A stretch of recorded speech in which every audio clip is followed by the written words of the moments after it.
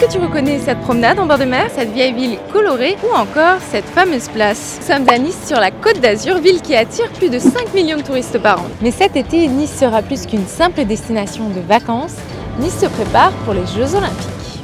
Ce stade ultra moderne où l'on retrouve d'ordinaire l'OGC Nice, l'un des plus vieux clubs de France, accueillera 6 rencontres de football. 3 matchs féminins et 3 matchs masculins, dont un match des Bleus.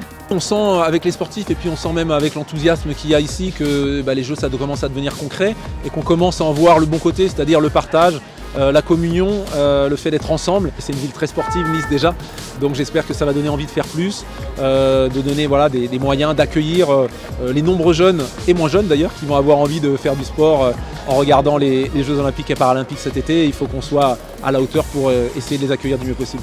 Ici, on aime le sport et avec ce cadre idéal entre la mer Méditerranée et les Alpes, les Niçois ne manquent pas de choix et l'une de leurs activités favorites, c'est le cyclisme.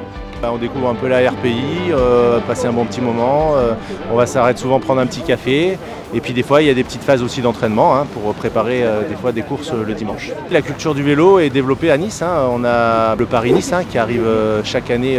À chaque fois qu'il y a eu de grands événements, juste après le nombre de licenciés augmente, donc oui ça a un impact. Le chiffrer, ça me paraît difficile.